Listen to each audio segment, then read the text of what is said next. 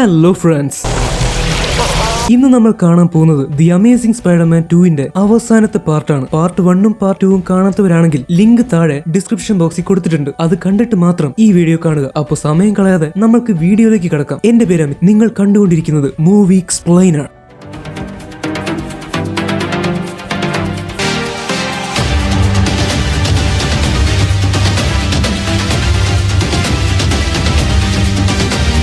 അടുത്ത സീനിൽ കാണിക്കുന്നത് ഓക്സ്ഫോർഡ് യൂണിവേഴ്സിറ്റിയിലേക്ക് പോകാൻ ആവശ്യമായിട്ടുള്ള കാര്യങ്ങൾ ചെയ്യാൻ വേണ്ടി തിരക്കിട്ട് നിൽക്കുന്ന ഗ്വെൻ സ്റ്റേസിയാണ്. അങ്ങോട്ടാണ് പീറ്റർ പാർക്കർ വരുന്നത്. ഹേ ഗ്വെൻ, ഒരു മിനിറ്റ്, എനിക്ക് കുറച്ച് കാര്യങ്ങൾ പറയാനുണ്ട്. പീറ്റർ, എനിക്ക് ഇപ്പൊ തന്നെ ടൈമില്ല, ഞാനിപ്പോ ഭയങ്കര തിരക്കില്ല. അവിടെ മാഡം എന്നെ കാത്തിരിക്കുന്നുണ്ട്. ഇല്ലില്ല, ഞാൻ വേറെ ഒരു കാര്യം പറഞ്ഞിട്ട് പൊക്കോളാം, അധികം സമയം എടുക്കില്ല. എന്താന്ന് വെച്ചാൽ ഗ്വെൻ, ഒന്നും ഞാൻ വിചാരിച്ച പോലെയല്ല. എന്റെ അച്ഛനെയും അമ്മയും പറ്റി ഇതുവരെ അറിയാത്ത കുറെ കാര്യങ്ങൾ ഞാൻ അറിഞ്ഞു. എന്തായാലും ഞാൻ അതിനെപ്പറ്റി ഒന്നും ഇപ്പൊ പറയുന്നില്ല. ഞാൻ അറിഞ്ഞു വെച്ച കാര്യങ്ങളൊക്കെ വെറും നുണകൾ മാത്രമായിരുന്നു ഗ്വെൻ, അതെനിക്ക് മനസ്സിലായി. അതുപോട്ടെ, പിന്നെ അടുത്ത കാര്യം എന്താന്ന് വെച്ചാൽ ഞാൻ ഹാരിയെ പോയി കണ്ടു. എനിക്ക് അവനെ എങ്ങനെയെങ്കിലും രക്ഷിക്കണമെന്നുണ്ട്. അവൻ എന്റെ ബെസ്റ്റ് ഫ്രണ്ടാ. പക്ഷെ എന്റെ ബ്ലഡ് കൊടുത്താ ശരിയാവോ ഇല്ലയോ എന്നാണ് ഞാൻ ചിന്തിക്കുന്നത്. പീറ്റർ ഒരു പക്ഷെ ശരിയായില്ലെങ്കിലോ എല്ലാം പ്രശ്നവുമില്ലേ? എനിക്ക് എന്താ ചെയ്യേണ്ടെന്നൊരു പിടിയും കിട്ടുന്നില്ല. ഓ മൈ ഗോഡ്, ഞാൻ എന്താ ചെയ്യാ? പക്ഷെ ഞാൻ ഇതൊന്നും പറയാൻ വേണ്ടിയിട്ടല്ല നിന്റെ അടുത്തേക്ക് വന്നേ. അതെന്താന്ന് വെച്ചാ പീറ്റർ, നമ്മൾ ഈ കാര്യം സംസാരിച്ചതാണ്. എനിക്ക് സമയമില്ല, ഇപ്പൊ എനിക്ക് പോയേ പറ്റൂ. നോക്ക്, ഓക്സ്ഫോർഡിലേക്ക് പോകാനുള്ള ലാസ്റ്റ് ഇന്റർവ്യൂ ആണ്. ഈ സമയത്ത് ഞാൻ പോയില്ലെങ്കിൽ എനിക്ക് അവിടെ അഡ്മിഷൻ കിട്ടില്ല. ഓ ഓക്സ്ഫോർഡ്, നീ ഓക്സ്ഫോർഡിൽ ചേരാൻ പോകുന്ന കാര്യം പറഞ്ഞിരുന്നു. ശരിയാ, ഓക്കെ. ഹേ മാഡം, ഈ കുട്ടിയുണ്ടല്ലോ ഗ്വെൻ, ഞാൻ ഇവളുടെ പ്രൊഫസറാ. ഇതുപോലെ ബുദ്ധിയുള്ള ഒരു കുട്ടിയെ ഞാൻ എന്റെ ജീവിതത്തിൽ കണ്ടിട്ടില്ല. നിങ്ങൾ ഇവൾ ഓക്സ്ഫോർഡിലേക്ക് എടുത്താൽ അത് നിങ്ങൾ ചെയ്യാൻ പോകുന്ന ഏറ്റവും നല്ല കാര്യമായിരിക്കും. ഉറപ്പായിട്ടും ഗ്വെന്നിനെ സെലക്ട് ചെയ്യണം. ഓക്കെ, അപ്പൊ ശരി, നമുക്ക് പിന്നെ കാണാം. പീറ്റർ നിക്ക്,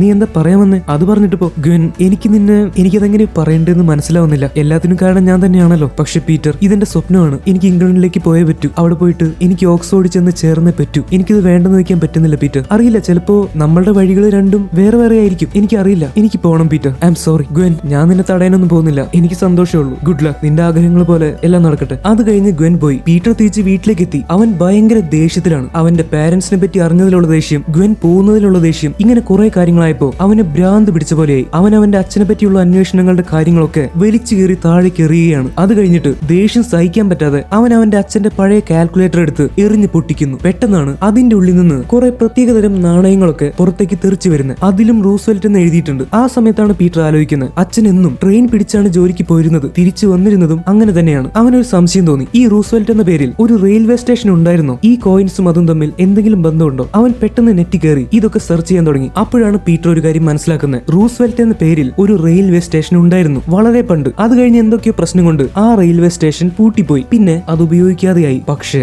ഗവൺമെന്റ് അവരുടെ രഹസ്യമായിട്ടുള്ള കാര്യങ്ങൾ ചെയ്യാൻ വേണ്ടി ഈ സീക്രട്ട് ആയിട്ടുള്ള സ്ഥലം ഉപയോഗിക്കാറുണ്ട്. പീറ്ററിന് എന്തൊക്കെയോ സംശയങ്ങൾ തോന്നി. പണ്ട് അച്ഛൻ എഴുതി വെച്ചിട്ടുണ്ടായിരുന്നു രാത്രി റൂസ്വെൽറ്റിൽ പോകണമെന്നൊക്കെ. അങ്ങനെ എഴുതി വെച്ചൊരു കടലാസ് പീറ്റർ കണ്ടിട്ടുണ്ട്. എന്നാ പിന്നെ ഈ റൂസ്വെൽറ്റ് റെയിൽവേ സ്റ്റേഷൻ ഒന്ന് കണ്ടുപിടിക്കാൻ തന്നെ പീറ്റർ തീരുമാനിക്കുവാണ്. സീൻ ചേഞ്ച് ആവുന്നു. ഇപ്പോ ഓസ്കോപ്പ് ഇൻഡസ്ട്രീസ് ആണ് കാണിക്കുന്നത്. അവിടെ നമ്മളുടെ ഹാരി ഓസ്ബോൺ ആണെങ്കിൽ വളരെ ദേഷ്യത്തിലും നിരാശയിലും നിൽക്കുവാണ്. സ്പൈഡർമാന്റെ രക്തം അവന് കിട്ടില്ലെന്ന് മനസ്സിലായി. ആ സമയത്താണ് ഹാരിയുടെ വിശ്വസ്തയായിട്ടുള്ള ഫെലീഷ്യ അങ്ങോട്ട് വരുന്നത്. ഹാരി ഇങ്ങനെ വിഷമത്തിൽ നിൽക്കുന്നത് ഫെലീഷ്യയ്ക്കും കുറച്ച് വിഷമമായി. അവന്റെ ആവശ്യം എന്താണെന്നൊക്കെ ഫെലീഷ്യയ്ക്കും അറിയാം. ഞാൻ എന്തെങ്കിലും ചെയ്യണമെന്ന് ചോദിക്കുമ്പോൾ ഹാരി ഇങ്ങനെയാണ് പറയുന്നത്, നീ ഒന്നും ചെയ്യേണ്ട ഫെലീഷ്യ. പിന്നെ നിനക്ക് ചെയ്യാൻ പറ്റുന്നുണ്ടെങ്കിൽ ആ പഴയ എട്ടുകാലികളില്ലേ, എക്സ്പെരിമെന്റുകൾ ചെയ്തുകൊണ്ടിരുന്ന ആ പഴയ എട്ടുകാലികൾ, അവറ്റകളെ തിരിച്ചു കൊണ്ടുവരാൻ പറ്റുമെങ്കിൽ കൊണ്ടുപോവാ. എനിക്കതാണ് ആവശ്യം. അത് പറ്റില്ലെങ്കിൽ പിന്നെ നിനക്ക് വേറൊന്നും ചെയ്യാനില്ല. മാത്രമല്ല ഞാൻ ഇനി എത്ര കാലം ജീവിച്ചിരിക്കുമെന്നും എനിക്കറിയില്ല. ആ സമയത്താണ് ഫെലീഷ്യ ഒരു കാര്യം പറയുന്നത്, സർ, എനിക്കൊരു കാര്യം പറയാനുണ്ട്. അന്ന് ആ എട്ടുകാലികളെയൊക്കെ കൊന്നു കളയുന്നതിന് മുൻപ് അവറ്റുകളുടെ വിഷം വേറെ തിരിച്ചു വെച്ചിട്ടുണ്ടായിരുന്നു. ആ കാര്യം എനിക്കറിയാം. സാറിന് ആ വിഷമല്ല വേണ്ടത്. ഫെലീഷ്യ, നീ എന്താ പറയുന്നത്? ഇത് സത്യമാണോ? അതെ സർ, പക്ഷെ അത് പുറത്തങ്ങനെ ആർക്കും അറിയില്ല. അവരെല്ലാ തെളിവുകളും നശിപ്പിച്ചു. എന്നെങ്കിലും ആ എട്ടുകാലികളുടെ വിഷം ആവശ്യം വരുമെന്ന് കരുതിയിട്ടാണ് അവരത് സൂക്ഷിച്ചു വെച്ച്. എന്നിട്ട് ആ വിഷം ഇപ്പൊ എവിടെയുണ്ട്? അത് എവിടെയാണെന്ന് എനിക്ക് ശരിക്കും അറിയില്ല. പക്ഷെ അത് ഈ ബിൽഡിംഗിൽ തന്നെ എവിടെയോ സൂക്ഷിച്ചു വെച്ചിട്ടുണ്ട്. സ്പെഷ്യൽ പ്രൊജക്ട് എന്ന് പറയുന്ന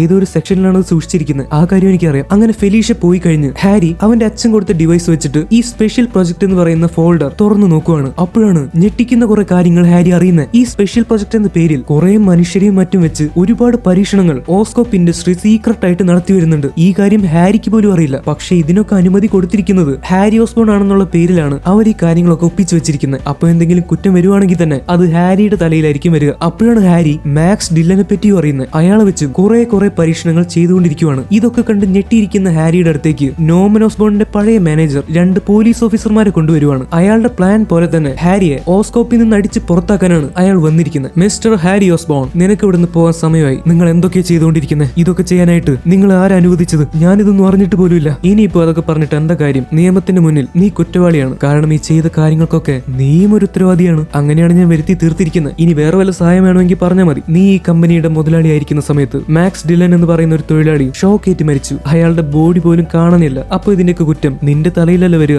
മാക്സ് ഡിലൻ മരിച്ചിട്ടില്ല, ആ കാര്യം എനിക്ക് മനസ്സിലായി. നിങ്ങൾ അവനെ റേവൻ ക്രോഫ്റ്റ് എന്ന് പറയുന്ന ജയിലിൽ കൊണ്ടുവച്ച് എന്തൊക്കെയോ പരീക്ഷണങ്ങൾ ചെയ്തുകൊണ്ടിരിക്കുകയാണ്. ഇതിലെങ്ങനെയാണ് ഞാൻ കുറ്റക്കാരനാവുന്നത്? എന്റെ പൊന്നുമോനെ, നമുക്ക് വളരണമെങ്കിൽ വലുതായിട്ട് മനുഷ്യത്വം ഉണ്ടാവാൻ പാടില്ല. ഇങ്ങനെ വളരാൻ വേണ്ടി ഞാൻ ആളുകളെ വെച്ച് പല പരീക്ഷണങ്ങളും ചെയ്യും. പിന്നെ നീ മുതലാളിയായിട്ടിരിക്കുമ്പോഴല്ലേ ഇതൊക്കെ സംഭവിച്ചത്. അതുകൊണ്ട് ഞങ്ങൾ ടീമായിട്ട് ഒരു കാര്യം തീരുമാനിച്ചു. നീ ഇനി ഈ കമ്പനി വേണ്ട, നിന്നെ പുറത്താക്കിയിരിക്കുന്നു. എന്നെ ഇല്ലാതെയാക്കാൻ നിങ്ങൾക്ക് പറ്റില്ല, ഞാൻ അതിന് സമ്മതിക്കില്ല. അതിന് നിന്നെ പോലെ ഒരു ചീള് പയ്യനെ ഇല്ലാതെയാക്കാൻ എനിക്ക് വലുതായിട്ടൊന്നും ചെയ്യേണ്ട കാര്യമില്ല. ഇങ്ങനെ ചില കള്ളക്കേസൊക്കെ ഉണ്ടാക്കിയാൽ മതി. നീയൊക്കെ അത്രേ ഉള്ളൂ. എടാ, നിന്റെ അച്ഛൻ മരിച്ചതിനേക്കാളും മോശം മരണമാണ് നിനക്ക് വരാനിരിക്കുന്നത്. പക്ഷെ അച്ഛന്റെ കൂടെ കുറെ പേരുണ്ടായിരുന്നു. നീ ചാവുമ്പോ ഒരു പട്ടി പോലും തിരിഞ്ഞു നോക്കില്ല. അവനെ പിടിച്ച് പുറത്താക്ക്. വെയിറ്റ്, എന്നാരും പിടിച്ച് പുറത്താക്കണ്ട. ഇതെന്റെ അച്ഛന്റെ സ്ഥലമാ. ഇങ്ങോട്ട് കേറി വന്നത് ഒറ്റയ്ക്കാണെങ്കിൽ ഇവിടുന്ന് ഒറ്റയ്ക്ക് ഇറങ്ങാനും എനിക്കറിയാം. പിന്നെ ഞാനൊന്നും മറക്കുന്ന ആളല്ല. അത് ഓർത്ത് വെച്ചാൽ നന്നായിരിക്കും. സീൻ ചേഞ്ച് ആവുന്നു. അടുത്ത സീനിൽ കാണിക്കുന്നത് നമ്മുടെ പീറ്റർ പാർക്കറിനെയാണ്. അവൻ അങ്ങനെ കുറെ അന്വേഷിച്ച് റൂസ്വെൽറ്റ് റെയിൽവേ സ്റ്റേഷനിലെത്തി. അവിടെ ചെന്ന് നോക്കിയപ്പോ ഒരാളനക്കവും ഇല്ലാതെ കുറെ നാളായിട്ട് പൂട്ടിക്കിടക്കുന്ന, ആകെ പൊടിയും മാറാലയും പിടിച്ച് ഒരു വൃത്തിയില്ലാതെ കിടക്കുന്ന ഒരു സബ്വേ സ്റ്റേഷനാണ്. അവൻ കുറച്ചു നേരം അവിടെയൊക്കെ നോക്കി, പക്ഷെ ഒന്നും കാണാൻ പറ്റിയില്ല. അവന്റെ അച്ഛന്റെ കാൽക്കുലേറ്ററിൽ നിന്ന് കിട്ടിയ കുറെ റൂസ്വെൽറ്റ് നാണയങ്ങളുണ്ട്. പീറ്റർ അതിൽ നിന്നൊരെണ്ണം എടുത്ത് റൂസ്വെൽറ്റ് സബ്വേ സ്റ്റേഷനിലെ നാണയം ഇടാനുള്ള ഭാഗത്ത് ഇട്ട് നോക്കുന്നു. പക്ഷെ ഒന്നും സംഭവിക്കുന്നില്ല. പീറ്റർ അവിടെയുള്ള ചുമരിലൊക്കെ ചെന്ന് ഒന്ന് ഉന്തി നോക്കുവാണ്. പക്ഷെ ഒരു മിനിറ്റ് കഴിഞ്ഞപ്പോഴാണ് അത് സംഭവിക്കുന്നത്. അവിടുത്തെ റെയിൽവേ ട്രാക്ക് തുറന്ന് ഒരു വലിയ ലാബ് അങ്ങോട്ട് പൊങ്ങി വരുവാണ്. ഇതൊക്കെ പീറ്ററിന്റെ അച്ഛനായിട്ടുള്ള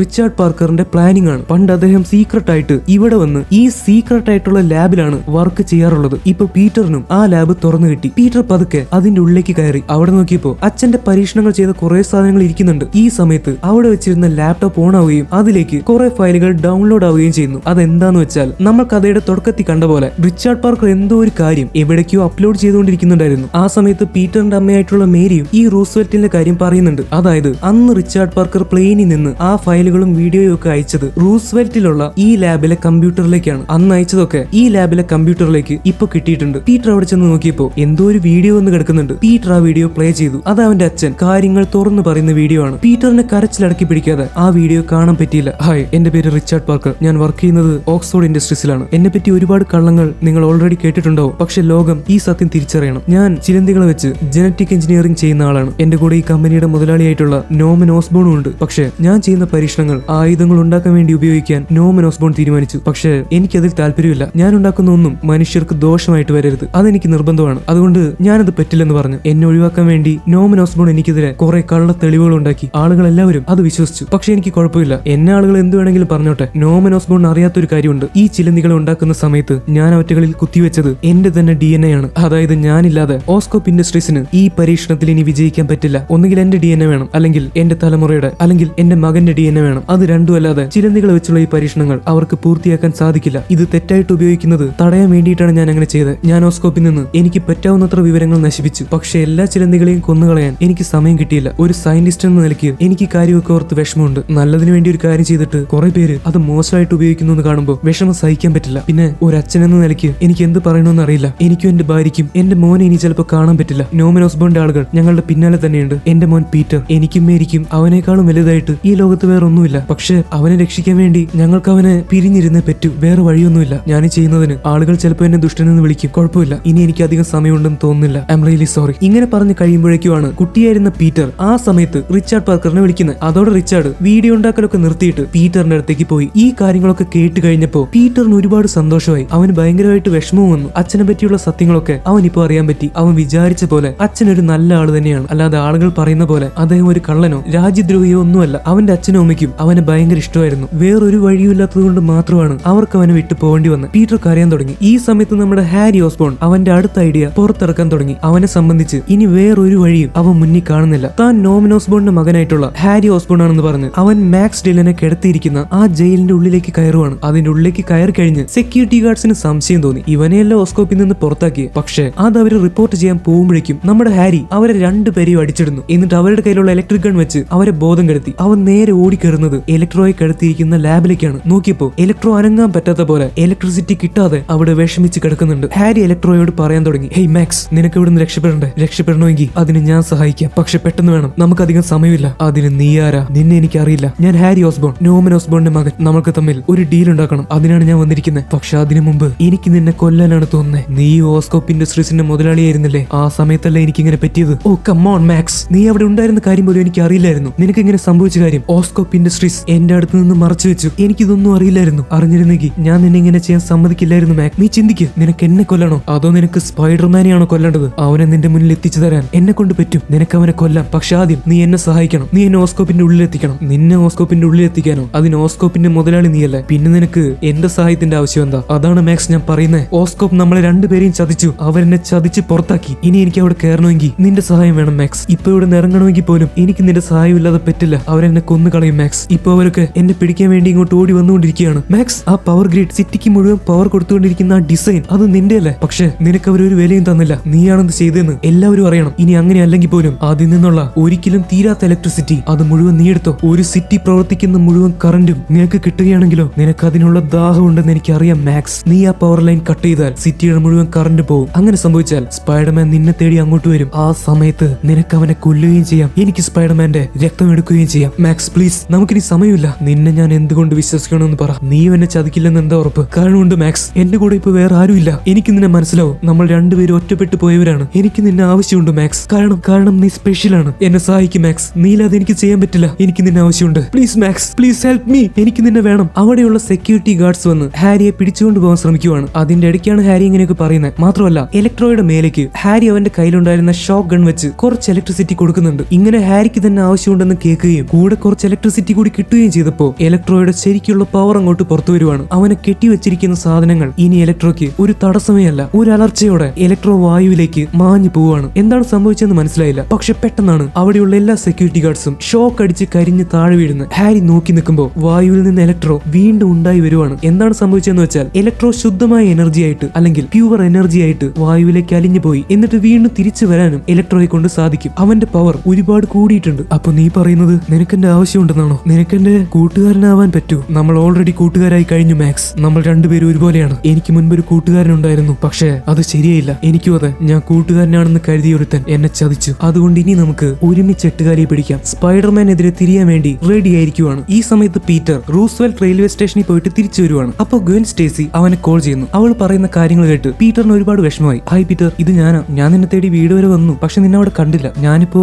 എയർപോർട്ടിലേക്ക് പോയിക്കൊണ്ടിരിക്കുവോ. അത് പറയാൻ വേണ്ടി വന്നതാ. നിനക്ക് എന്നോട് ഇപ്പോ പണ്ടത്തെ പോലെ പ്രത്യേകിച്ചൊരു താല്പര്യമില്ലല്ലോ. അതുകൊണ്ട് ഞാനും എല്ലാം അവസാനിപ്പിക്കാൻ പോവാ. അത് പറയാൻ വേണ്ടി വന്നതാ. ഒരുപക്ഷെ അതായിരിക്കും നമുക്ക് രണ്ടുപേർക്കും നല്ലത്. ഇനി ഞാൻ ഈ രാജ്യത്തുണ്ടാവില്ല. അപ്പൊ അവസാനമായിട്ട് നിന്നെ ഒന്ന് കാണാമെന്ന് വിചാരിച്ചു. അപ്പൊ ബൈ പീറ്റർ. ഇനി എപ്പോ കാണാൻ പറ്റുമെന്ന് അറിയില്ല. അങ്ങനെയാണ് ഗ്വെൻ പറയുന്നത്. പക്ഷെ ആ സമയത്ത് തിരിച്ചെന്ത് പറയണമെന്ന് പീറ്ററിന് മനസ്സിലായില്ല. അവന്റെ മനസ്സിൽ ഇപ്പൊ ഒരേ ഒരു ചിന്തയുള്ളൂ. എങ്ങനെയെങ്കിലും ഗ്വെന്നിനെ തടയണം. ഗ്വെന്നിനെ അവന് തിരിച്ചു വേണം. അതിനുവേണ്ടി എന്ത് ചെയ്യാൻ പറ്റുമെന്നാണ് പീറ്റർ ആലോചിക്കുന്നത്. അടുത്ത സീനി കാണിക്കുന്നത് ഓസ്കോപ്പ് ഇൻഡസ്ട്രീസ് ആണ്. അവിടെ നമ്മുടെ നോമൻ ഓസ്ബോണിന്റെ പഴയ മാനേജർ ഭാവിയിലേക്കുള്ള വലിയ വലിയ പ്ലാനൊക്കെ ചെയ്തിരിക്കുവാണ്. ആ സമയത്ത് പെട്ടെന്ന് അയാളുടെ വലങ്കൈയായിട്ടുള്ള ഒരാൾ അങ്ങോട്ട് ഓടി എന്തോ പറയാൻ വേണ്ടി വരുവാണ്. പെട്ടെന്നാണ് അയാളുടെ നെഞ്ചിന്റെ ഉള്ളിൽ കൂടെ കുറച്ച് ഇലക്ട്രിസിറ്റി കടന്നു പോകുന്നത്. അങ്ങനെ നെഞ്ചത്ത് ഷോക്ക് അടിച്ച് അയാൾ അവിടെ ചത്തു വീണു. ഈ പറയുന്ന ആള് സിനിമയിൽ വേറെ ഒരു ഭാഗത്ത് പോലും ഇതല്ലാതെ മറ്റൊരു എക്സ്പ്രഷൻ ഇട്ടിട്ടില്ല. എന്നാൽ നെഞ്ചിക്കോടെ ഇലക്ട്രിസിറ്റി കയറുമ്പോഴെങ്കിലും വേറെ ഏതെങ്കിലും ഒരു ഭാവം കാണിക്കുമെന്ന് കരുതി. പക്ഷെ അപ്പോഴും ഒരു ഭാവ വ്യത്യാസമില്ലാതെ അയാൾ അവിടെ ചത്തു വീണു. അത് നമ്മളുടെ ഇലക്ട്രോ ആയിരുന്നു. ഞാൻ പറഞ്ഞ പോലെ അയാൾക്ക് ഇപ്പൊ പ്യൂർ എനർജി ആയിട്ട് മാറാൻ പറ്റും. അതുകൊണ്ട് തന്നെ എനർജിയുടെ രൂപത്തിൽ ഇഷ്ടമുള്ള സ്ഥലത്തേക്കൊക്കെ ഇലക്ട്രോയ്ക്ക് സഞ്ചരിക്കാനും പറ്റും. ഇലക്ട്രോയാണ് അയാളെ കൊന്ന് താഴെയിട്ടത്. ഹാരിയുടെ ആഗ്രഹം പോലെ വരുന്ന വഴിക്ക് തടസ്സം നിന്ന് എല്ലാവരെയും കൊന്നു കളഞ്ഞിട്ടാണ് ഇലക്ട്രോ ഹാരിയെ കൊണ്ട്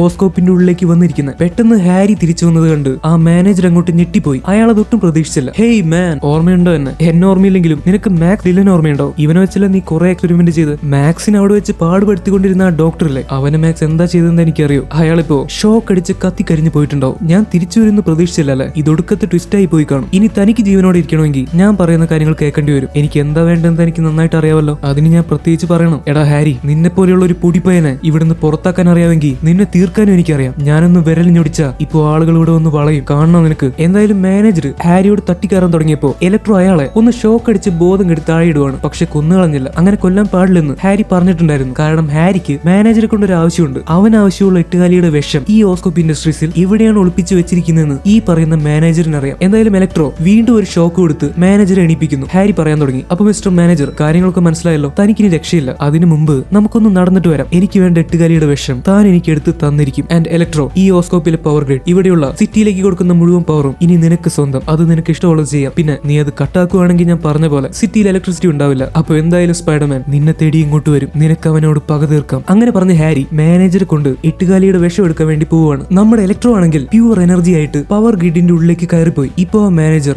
ഹാരിയെയും കൊണ്ട് സ്പെഷ്യൽ പ്രോജക്ട് ഒളിപ്പിച്ചു വെച്ചിരിക്കുന്ന സ്ഥലത്തേക്ക് കടന്നു ചെല്ലുവാണ്. അവിടുത്തെ കാഴ്ചയൊക്കെ കണ്ടപ്പോ ഹാരി ഞെട്ടിപ്പോയി. ഓസ്കോപ്പ് ഇൻഡസ്ട്രീസ് വളരെ രഹസ്യമായിട്ട് നടത്തുന്ന ഒരുപാട് പ്രൊജക്ടുകളാണ് അവിടെ ഹാരിക്ക് കാണാൻ പറ്റിയത്. അവൻ ചുറ്റും നോക്കിയപ്പോൾ അവിടെ എട്ടുകാലികൾക്ക് വേണ്ടി ഒരു സെക്ഷൻ ഉണ്ട്. അവിടെ എട്ടുകാലികളുടെ വിഷവും പച്ച നിറത്തിൽ കുപ്പികളിൽ നിറച്ചു വെച്ചിട്ടുണ്ട്. ഹാരി മാനേജറെ കൊണ്ട് നേരെ അങ്ങോട്ട് പോകുന്നു. എന്നിട്ട് പെട്ടെന്ന് ഒരെണ്ണം എടുത്ത് ഹാരിയുടെ മേലേക്ക് ഇഞ്ചക്ട് ചെയ്യാൻ പറയുന്നു. പക്ഷെ ആ വിഷം എടുത്ത് ഹാരിയെ കുത്തിവെക്കാൻ മാനേജർക്ക് അത്ര താല്പര്യം ഉണ്ടായിരുന്നില്ല. ഇനി എന്തിനാ കാത്തു നിൽക്കുന്നത്, പെട്ടെന്ന് ഒരെണ്ണം എടുത്ത് ലോഡ് ചെയ്യും, എന്നിട്ട് അതെന്റെ മേലേക്ക് കുത്തിയിറക്ക്. എന്റെ അസുഖം മാറൂ ഇല്ലയോ എന്ന് എനിക്കറിയണം. എനിക്ക് ഉറപ്പാ എന്റെ അസുഖം മാറിയിരിക്കും. നോക്ക് ഹാരി, മനുഷ്യരല്ലാതെ വേറെ എല്ലാ ജീവികളിലും ഞങ്ങൾ ഈ വിഷം പരീക്ഷിച്ചതാണ്. പക്ഷെ ഒരു ഗുണവും ഉണ്ടായില്ല. ആ ജീവികളെല്ലാം മരിച്ചുപോയി. പക്ഷെ നിങ്ങൾക്ക് തെറ്റിപ്പോയി. ഈ വിഷം ഒരു മനുഷ്യന്റെ മേൽ നിങ്ങൾ പോലും അറിയാതെ പ്രവർത്തിച്ചിട്ടുണ്ട്. അവൻ ഇന്നൊരു സൂപ്പർ ഹീറോ ആണ്, സ്പൈഡർമാൻ. അവന്റെ മേൽ ശരിയായെങ്കിൽ എന്റെ മേലും ഈ വിഷം ശരിയാവും. അതെനിക്ക് ഉറപ്പാ. പെട്ടെന്നെടുത്ത് കുത്തിവെക്കാനല്ലേ പറഞ്ഞത്. മാനേജർ പേടിച്ചിട്ട് വേറെ ഒന്നും ആലോചിക്കാതെ ആ സ്പെഷ്യൽ ആയിട്ടുള്ള സ്പൈഡേഴ്സിന്റെ വിഷം ഹാരിയുടെ മേലേക്ക് കുത്തിവെക്കുവാണ്. പെട്ടെന്ന് ഹാരിക്ക് പ്രത്യേകിച്ച് കുഴപ്പമൊന്നും തോന്നിയില്ല. പക്ഷെ ഒരു 5 സെക്കൻഡ് കഴിഞ്ഞതോടെ ആളാകെ മാറാൻ തുടങ്ങി. അവന് പെട്ടെന്ന് അവന്റെ തോൾഭാഗം ഭയങ്കരമായിട്ട് വേദനിക്കാൻ തുടങ്ങി. പിന്നെയും ഒരു 5 സെക്കൻഡ് കഴിഞ്ഞതോടെ അവൻ അവിടെ നിൽക്കാൻ പറ്റാത്ത പോലെയായി. അവന്റെ കഴുത്തിലെയും കയ്യിലെയും ഞരമ്പുകളൊക്കെ വീർത്ത് വരാൻ തുടങ്ങി. അതൊക്കെ കറുത്ത നിറത്തിലായി. അവന്റെ സ്ട്രെയിറ്റ് ചെയ്ത് ഒട്ടിച്ചു വെച്ചിരിക്കുന്ന മുടിയൊക്കെ പിന്നിലേക്ക് വളഞ്ഞ് ഒരു പരുന്തിന്റെ പോലെയായി മാറി. അവന്റെ പുരികം കൂർത്തു പൊങ്ങി. മുഖവും ശരീരവും എല്ലാം ഒരു പ്രത്യേക രീതിയിലായി. കണ്ണ് പച്ച നിറത്തിലായി. അവന്റെ എല്ലുകളുടെ സ്ഥാനം വരെ മാറാൻ തുടങ്ങി. ആ വേദന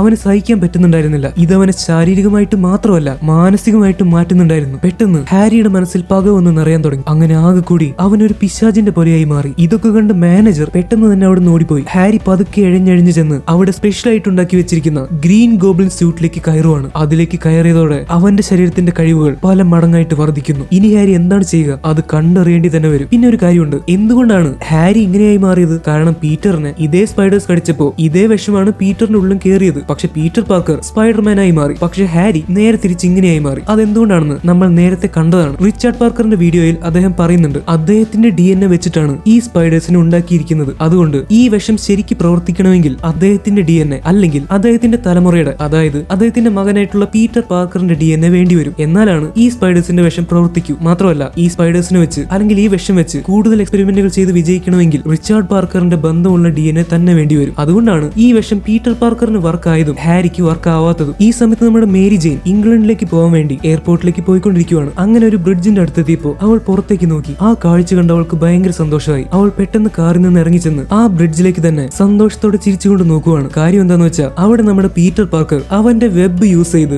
ഐ ലവ് യു എന്ന് എഴുതി വെച്ചിരിക്കുവാണ്. അത് ഗ്വെന്നിനോട് തന്നെ പറയുന്ന കാര്യമാണെന്ന് അവൾക്ക് നന്നായിട്ട് അറിയാം. അപ്പൊ ഗ്വെന്നിന് മനസ്സിലായി പീറ്ററിന് ഇപ്പോഴും തന്നെ പഴയ പോലെ തന്നെ ഇഷ്ടമാണ്, അല്ലെങ്കിൽ തന്നെ തിരിച്ചു വേണമെന്ന് പീറ്റർ ആഗ്രഹിക്കുന്നുണ്ട്. അങ്ങനെ അവൾ സന്തോഷിച്ച് നിൽക്കുമ്പോഴാണ് പീറ്റർ പെട്ടെന്ന് തൂങ്ങിയാടി വന്ന് അവളെ എടുത്തുകൊണ്ട് മേലേക്ക് പോകുന്നത്. അവർ നേരെ ചെന്ന് ആ ബ്രിഡ്ജിന്റെ മുകളിൽ പോയി നിൽക്കുവാണ്. ഗ്വെന്നിനും പീറ്ററിനും ഒരുപാട് സന്തോഷമായി. എന്താ ഗ്വെൻ, ഞാൻ നിനക്ക് വേണ്ടി ബ്രിഡ്ജിൽ എഴുതി വെച്ച മെസ്സേജ് നീ വായിച്ചില്ലേ? വായിച്ചില്ലെങ്കിൽ ഒന്നുകൂടി പറയാം. ഐ ലവ് യു മതിയോ? I really love you. I love you so much Gwen. പിന്നെ നീ പറഞ്ഞതിലൊരു തെറ്റുണ്ട്. നീ എന്നോട് പറഞ്ഞില്ലേ നമ്മളുടെ രണ്ടുപേരുടെയും വഴി വേറെ വേറെ ആയിരിക്കുമെന്ന്. എന്നാൽ അങ്ങനെയല്ല. എന്റെ വഴി എന്ന് പറഞ്ഞ നീയാണ്. എനിക്ക് ഒരേ ഒരു വഴിയേ ഉള്ളൂ. നമ്മൾ അങ്ങനെ പിരിയാൻ പാടില്ല ഗ്വെൻ. നമ്മൾ ഒന്നിക്കാതിരിക്കാൻ കുറെ കാരണങ്ങളൊക്കെ ഉണ്ടാവും. പക്ഷെ എനിക്ക് ഇനിയും ഇത് താങ്ങാൻ പറ്റില്ല. എനിക്ക് നിന്നെ വിട്ടു നിൽക്കാൻ പറ്റില്ല ഗ്വെൻ. അപ്പോ എന്റെ മനസ്സിൽ എന്താന്ന് വെച്ചാൽ നിന്റെ ഇഷ്ടങ്ങൾക്ക് ഞാൻ ഒരിക്കലും എതിര് നിൽക്കാൻ പോകുന്നില്ല. നിനക്ക് ഇംഗ്ലണ്ടിൽ പോകണം, ഓക്സ്ഫോർഡ് യൂണിവേഴ്സിറ്റി പഠിക്കണം, ഇതൊക്കെ എനിക്കറിയാം. അതുകൊണ്ട് നീയും പോകുന്നു, ഞാനും പോകുന്നു. ഞാനും വരുന്നുണ്ട് നിന്റെ കൂടെ. ഞാൻ ഒരിക്കലും നിന്നെ വിട്ടു പോയില്ല ഗ്വെൻ. പിന്നെ ഇംഗ്ലണ്ടിൽ വന്നിട്ട് ഞാൻ എന്താ ചെയ്യാ? അവിടെയും ഇഷ്ടം പോലെ കള്ളന്മാരൊക്കെ ഉണ്ടല്ലോ, അവരെയൊക്കെ പിടിച്ചിങ്ങനെ നടക്കാം അല്ലെ? യെസ് പീറ്റർ, ഇംഗ്ലണ്ടിൽ ഇഷ്ടം പോലെ കള്ളന്മാരുണ്ട്. നിനക്ക് പോലീസിനെ സഹായിച്ച് നല്ല അടിപൊളിയായിട്ട് അവിടെ ജീവിക്കാം. ഇപ്പോഴെനിക്ക് സമാധാനമായത്. ഇത്രയും നാള് എനിക്ക് മനസ്സിൽ ഭയങ്കര വിഷമമായിരുന്നു. ഇനി ഒരു കുഴപ്പമില്ല. അങ്ങനെ പറഞ്ഞ് അവർ രണ്ടുപേരും കൂടി കിസ് ചെയ്യുവാണ്. അങ്ങനെ കിസ്സിംഗ് ഒക്കെ കഴിഞ്ഞ് നിൽക്കുമ്പോഴാണ് ആ സിറ്റിയിലെ ഇലക്ട്രിസിറ്റി മൊത്തം പോകുന്നത്. ഇപ്പൊ പെട്ടെന്ന് ഇങ്ങനെ ഇലക്ട്രിസിറ്റി പോകണമെങ്കിൽ അതിനൊരു കാരണം ഉണ്ടാവും. അത് തീർച്ചയായിട്ടും മാക്സ് ആയിരിക്കും. ആ കാര്യം അവർക്ക് മനസ്സിലായി. ഒരു പക്ഷേ ഇത് മാക്സിന്റെ എന്തെങ്കിലും ഒരു പ്ലാൻ ആയിരിക്കുമെന്നും സ്പൈഡർമാൻ പറയുന്നുണ്ട്. ഇപ്പൊ സിറ്റിയിൽ കറണ്ട് ഇല്ലാത്തതുകൊണ്ട് പല പല പ്രശ്നങ്ങൾ ഉണ്ടാവുന്നുണ്ട്. അതിൽ ഏറ്റവും വലിയ ചില പ്രശ്നങ്ങളാണ് പ്ലെയിനുകളുടെ വിഷയവും ആശുപത്രികളുടെ വിഷയവും. ഈ പ്ലെയിനുകൾക്ക് ഓടിക്കൊണ്ടിരിക്കുമ്പോൾ ആരെങ്കിലും ഡയറക്ഷൻ പറഞ്ഞു കൊടുക്കണം. എന്നാലാണ് ഒരു തടസ്സവും ഇല്ലാതെ പ്ലെയിനുകൾക്ക് പോകാൻ പറ്റൂ. അല്ലെങ്കിൽ ചിലപ്പോൾ അത് വേറെ പ്ലെയിനുമായിട്ട് കൂട്ടിയിടിക്കും, അല്ലെങ്കിൽ ദിശ തെറ്റിപ്പോവും, വേറെ എവിടെയെങ്കിലും ചെന്നിടിക്കും. ലാൻഡ് ചെയ്യാൻ പോലും പ്ലെയിനുകൾക്ക് ചിലപ്പോൾ പറ്റിയെന്ന് വരില്ല. ഇങ്ങനത്തെ പ്രശ്നങ്ങൾ ഉണ്ടാവാതിരിക്കണമെങ്കിൽ കൺട്രോൾ സ്റ്റേഷനിൽ നിന്ന് ആവശ്യമുള്ള നിർദ്ദേശങ്ങൾ പെട്ടെന്ന് പൈലറ്റിന് കൊടുക്കാൻ പറ്റണം. ഇപ്പൊ ഇലക്ട്രിസിറ്റി ഇല്ലാത്തതുകൊണ്ട് ഈ കാര്യം നടക്കുന്നില്ല. അപ്പോൾ ചില പ്ലെയിനുകളുടെ കാര്യം വളരെ അപകടത്തിലാണ്. അതുമാത്രമല്ല ആശുപത്രിയിലാണെങ്കിൽ വേറെ പ്രശ്നം. ജീവൻ നിലനിർത്താനുള്ള ചില മെഷീൻസ് പ്രവർത്തിക്കണമെങ്കിൽ ഇലക്ട്രിസിറ്റി വളരെ ആവശ്യമാണ്. ഇപ്പൊ കറണ്ട് ഇല്ലാതെ ആയതുകൊണ്ട് ആശുപത്രിയിലും ആകെ പ്രശ്നമായിരിക്കുവാണ്. നമ്മുടെ ഓൺമൈ വർക്ക് ചെയ്യുന്ന സ്ഥലത്തും ഇതേപോലെ തന്നെ പ്രശ്നങ്ങളാണ്. ഈ സമയത്ത് ഗ്വെൻ പീറ്ററിനോട് ഒരു കാര്യം പറയുന്നുണ്ട്. അവൾ വർക്ക് ചെയ്യുന്നത് ഓസ്കോപ്പിലായതുകൊണ്ട് ഇങ്ങനെ പെട്ടെന്ന് നഗരത്തിലെ ഇലക്ട്രിസിറ്റി പോവുകയാണെങ്കിൽ അത് റീസെറ്റ് ചെയ്യാൻ പറ്റിയ ഒരു സംവിധാനം, അല്ലെങ്കിൽ വീണ്ടും ശരിയാക്കാൻ പറ്റിയ ഒരു ബാക്കപ്പ് സംവിധാനം ഓസ്കോപ്പിൽ തന്നെയുണ്ട്. അത് ചെയ്യാനായിട്ട് ഗ്വെന്നിന് അറിയാം. പക്ഷെ ആദ്യം ഓസ്കോപ്പിലേക്ക് എത്തേണ്ടി വരും. നമ്മുടെ ഇലക്ട്രോയുടെ ശ്രദ്ധ മാറ്റുന്ന ടൈമിലാണ് ഗ്വെന്നിന് പോയി ഇത് ചെയ്യാൻ പറ്റൂ. പക്ഷെ ഗ്വെന്നിനെ അങ്ങോട്ട് കൊണ്ടുപോകാൻ പീറ്ററിന് തീരെ ഇഷ്ടമില്ല. കാരണം അവളുടെ ലൈഫ് ചിലപ്പോൾ അപകടത്തിൽപ്പെടാൻ ചാൻസ് ഉണ്ട്. അത് മാത്രമല്ല പീറ്ററിന് വേറൊരു സംശയമുണ്ട്. ഇലക്ട്രോ ഷോക്ക് അടിപ്പിക്കുമ്പോൾ കഴിഞ്ഞ വട്ടത്തെ പോലെ അവന്റെ വെബ് ഷൂട്ടേഴ്സ് പൊട്ടിത്തെറിച്ചു പോകും. അതിനെ ശരിയാക്കിയെടുക്കാൻ പീറ്ററിന് ഇതുവരെ പറ്റിയിട്ടില്ല. അപ്പോഴാണ് ഗ്വെൻ പറയുന്നത്, എന്റെ പൊന്നു പീറ്ററെ, ഈ കാര്യം എന്താ നീ നേരത്തെ എന്നോട് പറയാതിരുന്നത്? നമ്മൾ പണ്ട് സ്കൂളിൽ പഠിച്ചത് ഓർമ്മയില്ലേ? എന്തെങ്കിലും ഒരു സാധനം നമ്മൾ മാഗ്നറ്റൈസ് ചെയ്യുകയാണെങ്കിൽ അല്ലെങ്കിൽ അതിനെ കാന്തവൽക്കരിക്കുകയാണെങ്കിൽ അതിന് ചാർജിനെ പിടിച്ചു നിർത്താൻ പറ്റും. നിന്റെ വെബ് ഷൂട്ടേഴ്സ് എങ്ങനെയെങ്കിലും പെട്ടെന്ന് മാഗ്നറ്റൈസ് ചെയ്യണം. അങ്ങനെ അതിന് കാന്തിക ശക്തി കിട്ടുവാണെങ്കിൽ അത് ഷോക്ക് അടിച്ച് പൊട്ടിത്തെറിച്ച് പോവില്ല. അതെനിക്ക് ഉറപ്പാ. അങ്ങനെ പീറ്ററും ഗ്വെന്നും കൂടി ആ വെബ് ഷൂട്ടേഴ്സ് ഷോക്ക് അടിക്കാത്ത പോലെ ശരിയാക്കാൻ വേണ്ടി പോവുകയാണ്. അവർ നേരെ ചെല്ലുന്നത് കുറച്ച് പോലീസുകാരുടെ ഇടയിലേക്കാണ്. ഈ പറയുന്ന ഗ്വെൻ ഒരു പോലീസ് ഓഫീസർ ആയിരുന്ന മിസ്റ്റർ സ്റ്റേസിയുടെ മകളാണെന്നുള്ള കാര്യം ബാക്കി പോലീസുകാർക്കൊക്കെ അറിയാം. അതുകൊണ്ട് അവരവൾക്ക് വേണ്ട സഹായങ്ങൾ ചെയ്തു കൊടുക്കുകയാണ്. ഗ്വെൻ പറഞ്ഞതുപോലെ ഒരു കാറിലെ ബാറ്ററി ഉപയോഗിച്ച് അവൾ പീറ്ററിന്റെ വെബ് ഷൂട്ടേഴ്സ് മാഗ്നറ്റൈസ് ചെയ്യുവാണ്. അതിന് കാന്തിക ശക്തി കിട്ടിയതോടെ അതിന് ഷോക്ക് അടിച്ച് കേടാവില്ലെന്നാണ് ഗ്വെൻ പറയുന്നത്. എന്തായാലും സ്പൈഡർമാൻ ഓസ്കോപ്പി പോയി ഇലക്ട്രോയെ നേരിടാൻ തന്നെ തീരുമാനിച്ചു. ഈ സമയത്ത് ഗ്വെൻ അവൾക്കും വരണമെന്ന് പറഞ്ഞ് വാശി പിടിക്കുന്നുണ്ട്. അവിടെ ഓസ്കോപ്പി ചെന്ന് ഇലക്ട്രോ പൊട്ടിച്ചു കളഞ്ഞ പവർ ഗ്രിഡ് ശരിയാക്കാൻ ഗ്വെന്നിനെ അറിയൂ. അതുകൊണ്ടാണ് അവളും കൂടി വരമെന്ന് പറയുന്നത്. പക്ഷെ സ്പൈഡർമാന് അവളുടെ ജീവൻ അപകടത്തിലാക്കാൻ ഒട്ടും ആഗ്രഹമില്ല. അതുകൊണ്ട് അവൻ സൂത്രത്തിൽ ഗ്വെന്നിന്റെ കൈ വെബ് ഷൂട്ട് ചെയ്ത് അവിടുത്തെ കാറിൽ ഒട്ടിച്ചു വെച്ചിട്ടാണ് ഇലക്ട്രോയുടെ അടുത്തേക്ക് പോകുന്നത്. ഗ്വെന്നിന് പെട്ടെന്ന് ദേഷ്യം വന്നിട്ട് എന്താ പീറ്റർ ഇങ്ങനെ ചെയ്യുന്നതെന്ന് അവൾ ചോദിക്കുന്നുണ്ട്. പക്ഷെ പെട്ടെന്നാണ് ഗ്വെൻ ആലോചിക്കുന്നത്, ഇങ്ങനെ നടുറോട്ടി വെച്ച് പീറ്ററിന്റെ പേരൊക്കെ വിളിച്ചു പറഞ്ഞ അവനാണ് സ്പൈഡർമാൻ എന്നുള്ള കാര്യം എല്ലാവർക്കും മനസ്സിലാവും. ഈ സമയത്ത് ഓസ്കോപ്പിന്റെ അടുത്തുള്ള എല്ലാവരും ഇലക്ട്രോയെ പേടിച്ച് ഓടിക്കൊണ്ടിരിക്കുകയാണ്. ഓസ്കോപ്പിന്റെ 4 ഭാഗത്തേക്കും ഇലക്ട്രിസിറ്റി ഇങ്ങനെ ചിന്നി തെറിക്കുന്നുണ്ട്. അവിടുത്തെ പവർ ഗ്രിഡ് പൊട്ടിച്ചിട്ടിരിക്കുകയാണ് നമ്മളുടെ ഇലക്ട്രോ. അവനിപ്പോ ഒരുപാട് ശക്തനാണ്. ആവശ്യമുള്ളത്ര എനർജി അവിടെയുള്ള പവർ ഗ്രിഡിൽ നിന്ന് അവന് കിട്ടുന്നുണ്ട്. സ്പൈഡർമാൻ നേരെ ഇലക്ട്രോയുടെ അടുത്തേക്ക് ചെല്ലുവാണ്. പെട്ടെന്ന് അയാളുടെ ശബ്ദം കേൾക്കാൻ തുടങ്ങി. ഹലോ സ്പൈഡർമാൻ, എന്റെ പ്രിയപ്പെട്ട കൂട്ടുകാരൻ വീണ്ടും വന്നു. നീ എന്റെ സുഹൃത്താണെന്ന് ഞാൻ വിചാരിച്ചിരുന്നു. പക്ഷെ എനിക്ക് തെറ്റിപ്പോയി. ഇപ്പൊ ഞാൻ നിന്നേക്കാൾ ഒരുപാട് ശക്തനാണ്. എല്ലാവരും എന്നെ ശ്രദ്ധിക്കുന്നുണ്ട്. ഈ പവർ ഗ്രിഡ് ഡിസൈൻ പോലും എന്റെ തലയിൽ ഉദിച്ച ബുദ്ധിയാണ്. ഇതെനിക്ക് അവകാശപ്പെട്ടതാ. അതുകൊണ്ട് ഞാനിത് തിരിച്ചെടുത്തു. ഇനി ഇലക്ട്രിസിറ്റിയുടെ മുഴുവൻ നിയന്ത്രണം എന്റെ കയ്യിലാണ്. പക്ഷെ അതൊന്നും കാണാൻ നീ ഇനി ജീവനോടെ ഇരിക്കേണ്ട ആവശ്യമില്ല. അങ്ങനെ പറഞ്ഞ ഇലക്ട്രോ പീറ്ററിനെ ഷോക്ക് അടിപ്പിക്കാൻ നോക്കുവാണ്. പീറ്റർ പെട്ടെന്ന് ചാടി കറങ്ങി താഴെ വന്ന് നിൽക്കുന്നു. അവിടെ വെള്ളം പോകുന്ന ഒരു പൈപ്പ് ഉണ്ട്. നിങ്ങൾക്ക് ഓർമ്മയുണ്ടാവും, കഴിഞ്ഞ വട്ടം ഇലക്ട്രോയെ തോൽപ്പിച്ചത് ഫയർഫോഴ്സിന്റെ കയ്യിലുള്ള വെള്ളം അടിക്കുന്ന പൈപ്പ് വെച്ചാണ്. അതേ ഐഡിയ തന്നെ സ്പൈഡർമാൻ വീണ്ടും പ്രയോഗിക്കുന്നു. ആ വലിയ പൈപ്പ് വലിച്ചു പൊട്ടിച്ച് അതിലുള്ള വെള്ളം മുഴുവൻ പീറ്റർ ഇലക്ട്രോയുടെ നേരെ ചീറ്റിക്കുവാണ്. പക്ഷെ ഇലക്ട്രോ ഇപ്പൊ പഴയ പോലെയല്ല. അവന്റെ കയ്യിലുള്ള ഇലക്ട്രിസിറ്റി എന്ന് പറഞ്ഞാൽ ഒരുപാട് അധികമാണ്. ഈ വെള്ളത്തിനെ കൊണ്ടൊന്നും അവനെ തടയാൻ പറ്റില്ല. ഇലക്ട്രോ അവന്റെ കയ്യിലുള്ള ഇലക്ട്രിസിറ്റി വെച്ച് ആ വെള്ളത്തിനെ മുഴുവൻ തടയാൻ തുടങ്ങി. ഇത്തവണ നിന്റെ പഴയ ഐഡിയ ഏൽക്കാൻ പോകുന്നില്ല സ്പൈഡർമാൻ. ഞാനിപ്പോ പഴയ മാക്സ് അല്ല, ഐ ആം ഇലക്ട്രോ. അങ്ങനെ പറഞ്ഞ ഇലക്ട്രോ ഭയങ്കരമായിട്ട് അങ്ങോട്ട് ഷോക്ക് വിടുവാണ്. അതുകൊണ്ട് സ്പൈഡർമാൻ തെറിച്ചുപോയി. പിന്നെ കുറച്ചു നേരം നടക്കുന്നത് VFXന്റെ വിഷ്വൽ ട്രീറ്റ് ആയിട്ടുള്ള ഒരു ഫൈറ്റ് സീനാണ്. ഇലക്ട്രോയുടെ ഷോക്ക് സ്പൈഡർമാന്റെ മേല് ഭയങ്കരമായിട്ട് ഏൽക്കുന്നില്ല. അവന്റെ വെബ് ഷൂട്ടേഴ്സ് പൊട്ടിത്തെറിച്ച് പോകുന്നില്ല. അതിന്റെ കാരണം നമ്മളുടെ ഗ്വെൻ സ്റ്റേസിയുടെ ബുദ്ധിയാണ്. അവൾ പറഞ്ഞതുപോലെ വെബ് ഷൂട്ടേഴ്സ് മാഗ്നറ്റൈസ് ചെയ്തതുകൊണ്ടാണ് കഴിഞ്ഞ വട്ടത്തെ പോലെ അത് ഷോക്ക് അടിച്ച് പൊട്ടിത്തെറിച്ച് പോകാത്തത്. എന്തായാലും പീറ്റർ അതിന് ഗ്വെന്നിനോട് മനസ്സിൽ താങ്ക്സ് പറയുന്നുണ്ട്. പക്ഷെ കുറച്ചു നേരം ഫൈറ്റ് ചെയ്ത് കഴിഞ്ഞപ്പോ ഇലക്ട്രോ അവന്റെ പവർ ഭയങ്കരമായിട്ട് പുറത്തെടുക്കുകയാണ്. എന്നിട്ട് സ്പൈഡർമാനെ അനങ്ങാൻ പറ്റാത്ത പോലെ വായുവിൽ ഇങ്ങനെ ഉയർത്തി പൊക്കി പിടിച്ച് നിർത്തുവാണ്. സ്പൈഡർമാൻ എന്ത് ചെയ്യണമെന്ന് മനസ്സിലായില്ല. ആ സമയത്താണ് ഒരു കാർ ചീറി പാഞ്ഞു വന്ന് ഇലക്ട്രോ ഇടിച്ച് തെറിപ്പിക്കുന്നത്. അത് നമ്മുടെ ഗ്വെൻ സ്റ്റേസി ആയിരുന്നു. നമ്മളുടെ പീറ്റർ ഗ്വെന്നിന്റെ കൈ വെബ് ഷൂട്ട് ചെയ്ത് കാറിൽ ഒട്ടിച്ചു വെച്ചിട്ടാണ് പോകുന്നത്. പാവം ഗ്വെൻ ഒരു കത്തിയെടുത്ത് പതുക്കെ അതൊക്കെ മുറിച്ചു കളഞ്ഞ് ആ കാറും എടുത്ത് ഇപ്പോഴാണ് ഇങ്ങോട്ട് എത്തുന്നത്. എന്തായാലും എത്തിയത് കറക്റ്റ് സമയത്താണ്. ഗ്വെൻ വന്ന ഉടനെ പീറ്ററിനോട് ചൂടാവാൻ തുടങ്ങി. പീറ്റർ, നീ ആരാന്ന് നിന്റെ വിചാരം? നീ എന്നെ കാറിൽ വലവിട്ട് കെട്ടിയിട്ടിട്ട് പോയല്ലേ? നിനക്ക് എന്ത് ധൈര്യം ഉണ്ടെങ്കിൽ നീ ഞാൻ ചെയ്യും. ഞാൻ നിന്റെ കൂടെ വന്നാൽ നിനക്ക് എന്താ പ്രശ്നം? എന്റെ പൊന്നു ഗ്വെൻ, ഇപ്പൊ ഇതൊന്നും സംസാരിക്കാൻ പറ്റിയ സമയമല്ല. അവിടെ ഇലക്ട്രോ ഭ്രാന്ത് പിടിച്ച് നിൽക്കുക. നിനക്കും ഭ്രാന്താണോ? നിന്നോട് ഞാൻ പറഞ്ഞില്ലേ ഇങ്ങോട്ട് വരണ്ടെന്ന്? ഞാൻ വന്നില്ലെങ്കിൽ ഇപ്പൊ കാണാമായിരുന്നു. എനിക്ക് പവർ ഗ്രിഡ് റീസെറ്റ് ചെയ്യാൻ അറിയാമെന്ന് ഞാൻ പറഞ്ഞില്ലേ? അപ്പൊ ഞാനും കൂടി വന്ന നിനക്കൊരു സഹായമാവില്ലേ? എന്റെ പൊന്നു ഗ്വെൻ, എനിക്ക് വട്ട് പിടിക്കുന്നുണ്ട്. നിന്നോട് പറഞ്ഞ പോലെ ചെയ്താ പോരെ? പീറ്റർ, ഇതെന്റെ തീരുമാനമാണ്. ഞാൻ ഇങ്ങോട്ട് വന്നത് എന്റെ ഇഷ്ടത്തിനാ. മനസ്സിലായോ? നീ ഇലക്ട്രോയെ എങ്ങനെ തടയുമെന്ന് പറ. ആ സമയത്താണ് പീറ്ററിന് പണ്ട് അവൻ കണ്ട ഒരു യൂട്യൂബ് വീഡിയോ ഓർമ്മ വരുന്നത്. ഗ്വെൻ, എനിക്കൊരു ഐഡിയ ഉണ്ട്. ഈ ഇലക്ട്രോ അവനൊരു ബാറ്ററി പോലെയാണ്. ഈ ബാറ്ററി ഓവർ ചാർജ് ആയ എന്ന് പറഞ്ഞാൽ അതിന് ആവശ്യത്തിനേക്കാളും അധികം ചാർജ് കിട്ടിയ എന്താ പറ്റുക? അത് ഏത് ബാറ്ററി ആയാലും അത് പൊട്ടിത്തെറിക്കും. അപ്പോ നമ്മൾക്ക് അവന്റെ ശക്തി അവനെതിരെ തന്നെ ഉപയോഗിക്കണം. അവന് ആവശ്യമുള്ളത് കൂടുതൽ ഇലക്ട്രിസിറ്റി അവന്റെ മേലേക്ക് കയറ്റി വിടണം. അങ്ങനെയാണെങ്കിൽ അവനൊരു ബാറ്ററി പോലെ പൊട്ടിത്തെറിച്ച് പോയിക്കോളും. ഓക്കെ, ഞാനപ്പോ ആ പവർ ഗ്രിഡ് വീണ്ടും റീസെറ്റ് ചെയ്ത് പ്രവർത്തിപ്പിക്കാൻ നോക്കാം. ഓക്കെ, പക്ഷെ ഞാൻ പറയുമ്പോൾ മാത്രമേ ചെയ്യാൻ പാടുള്ളൂ. മനസ്സിലായി ഗ്വെൻ? ഞാൻ പറയുമ്പോൾ മാത്രം. അങ്ങനെ ചെയ്താലാണ് നമ്മൾക്ക് ഇലക്ട്രോയെ ഓവർ ചാർജ് ആക്കി തോൽപ്പിക്കാൻ പറ്റൂ. അങ്ങനെ പറഞ്ഞ് ഗ്വെൻ ഓസ്കോപ്പിന്റെ മുകളിലേക്ക് പോവാണ്. ഈ സമയത്ത് വേറെ ചില കാര്യങ്ങൾ നടക്കുന്നുണ്ട്. അവിടെ ഓൺമൈ ജോലി ചെയ്യുന്ന ഹോസ്പിറ്റലിൽ ചിലരുടെ ജീവൻ നിലനിർത്തുന്നത് ഇലക്ട്രിസിറ്റി വെച്ചുള്ള ഉപകരണങ്ങൾ വെച്ചാണ്. ഇപ്പൊ അതില്ലാത്തത് കൊണ്ട് തൽക്കാലം ബാറ്ററി വെച്ചാണ് അത് ചെയ്തുകൊണ്ടിരിക്കുന്നത്. പക്ഷെ ബാറ്ററി അധിക നേരം ഒന്നും നിൽക്കാൻ പോകുന്നില്ല. അവരാകെ ടെൻഷനിലാണ്. അതിനേക്കാൾ വലിയൊരു പ്രശ്നം വേറെയുണ്ട്. ഇപ്പൊ 2 പ്ലെയിനുകൾ ദിശ തെറ്റി ഓടുന്നത് കൊണ്ട് തമ്മിൽ കൂട്ടിമുട്ടാൻ പോവാണ്. ആ 2 പ്ലെയിനും വന്നുകൊണ്ടിരിക്കുന്നത് നേർക്ക് നേരെയാണ്. പക്ഷെ ഈ കാര്യം ആ പൈലറ്റുമാരെ അറിയിക്കാൻ പറ്റിയാലല്ലേ ആ പ്ലെയിനുകൾ കൂട്ടിയിടിക്കാതെ രക്ഷപ്പെടൂ. പക്ഷെ അവരെ അറിയിക്കാനുള്ള ഒരു സംവിധാനവും ഇപ്പൊ ഇല്ല. അതുകൊണ്ട് താഴെ പ്ലെയിനിന്റെ കൺട്രോൾ റൂമിൽ നിൽക്കുന്നവർ വളരെ ടെൻഷനിലാണ്. ഈ കാര്യം പൈലറ്റുമാരോട് ഒന്ന് പറയാനായിട്ട് ഒരു വഴിയുമില്ല. ഇനി വെറും മിനിറ്റുകൾക്കുള്ളിൽ ആ 2 പ്ലെയിന് കൂട്ടി കൂട്ടിയിടിച്ച് അതിന്റെ ഉള്ളിലുള്ള എല്ലാവരും മരിച്ചു പോകും. എന്തായാലും കുറച്ചു നേരത്തിനുള്ളിൽ ഇലക്ട്രോ അങ്ങോട്ട് തിരിച്ചു വരുവാണ്. ഈ സമയത്ത് പീറ്റർ ഗ്വെൻ ഓടിച്ചുകൊണ്ടുവന്ന പോലീസ് കാറിലേക്ക് നോക്കുമ്പോൾ അവൻ എല്ലാ വട്ടവും കാണാറുള്ളത് പോലെ മിസ്റ്റർ സ്റ്റേസിയുടെ രൂപം അവിടെ കാണുവാണ്. കുറച്ചു നേരം പീറ്റർ ആകെ പതറിപ്പോയി. ഗ്വെന്നിന് താൻ വീണ്ടും ഒരു അപകടത്തിലേക്കാണ് അറിഞ്ഞോ അറിയാതെ കൊണ്ടുവന്നിരിക്കുന്നതെന്ന് പീറ്ററിന് നന്നായിട്ട് അറിയാം. മിസ്റ്റർ സ്റ്റേസി മരിക്കുന്നതിന് മുൻപ് പറഞ്ഞ കാര്യങ്ങൾ പീറ്ററിന്റെ മനസ്സിലേക്ക് കയറി വരുന്നു. പക്ഷെ പെട്ടെന്നാണ് ഇലക്ട്രോ പീറ്ററിനെ ആക്രമിക്കുന്നത്. നമ്മൾക്ക് അവിടെ വീണ്ടും കാണാൻ പറ്റുന്നത് ഒരുമാതിരി ഒടുക്കത്തെ VFX ഫൈറ്റ് ആണ്. കുറച്ചു നേരത്തെ ഫൈറ്റ് കഴിഞ്ഞ് ഇലക്ട്രോ ഇങ്ങനെ തോൽപ്പിക്കാൻ തനിക്ക് പറ്റില്ലെന്ന് സ്പൈഡർമാനെ ശരിക്കും മനസ്സിലായി. അവൻ പെട്ടെന്ന് തന്നെ ചെന്ന് അവിടെ ഇലക്ട്രോ പൊട്ടിച്ചു വെച്ചിരിക്കുന്ന പവർ ഗ്രിഡ് ലൈനിന്റെ അടുത്തേക്ക് പോവാണ്. എന്നിട്ട് 2 പവർ ഗ്രിഡ് ലൈനിലേക്കും തന്റെ കയ്യിൽ നിന്ന് വെബ് ഷൂട്ട് ചെയ്ത് അതിനെ വീണ്ടും അവൻ കണക്ട് ചെയ്യുവാണ്. ഇപ്പൊ ഇലക്ട്രിസിറ്റി ഓൺ ആക്കുവാണെങ്കിൽ സ്പൈഡർമാൻ വെച്ചിരിക്കുന്ന ഈ വെബിന്റെ ഉള്ളിൽ കൂടെ ആ കണക്ഷൻ ശരിയായതുകൊണ്ട് ഇലക്ട്രിസിറ്റി കടന്നു പോയിക്കോളും. ഈ സമയത്ത് തന്നെയാണ് ഇലക്ട്രോ സ്പൈഡർമാനെ നേരിട്ട് ആക്രമിക്കുന്നത്. സ്പൈഡർമാൻ ആകെ വയ്യാതെയായി. എന്നാലും ഇതാണ് പവർ ഗ്രിഡ് വീണ്ടും ഓൺ ആക്കാനുള്ള സമയമെന്ന് അവന് മനസ്സിലായി. അവൻ ഗ്വെന്നിനോട് ആ കാര്യം പറയുന്നത് ഗ്വെൻ വീണ്ടും പവർ ഗ്രിഡ് ഓൺ ആക്കുവാണ്. അതെങ്ങനെയാണ് ശരിക്കും ചെയ്യേണ്ടതെന്ന് ഗ്വെന്നിന് നന്നായിട്ട് അറിയാം. അവൾ അത് ചെയ്തതും വീണ്ടും സ്പൈഡർമാന്റെ വെബിന്റെ ഉള്ളിൽ കൂടെ ആ 2 പവർ ലൈനും കൂടി ചേർന്നതുകൊണ്ട്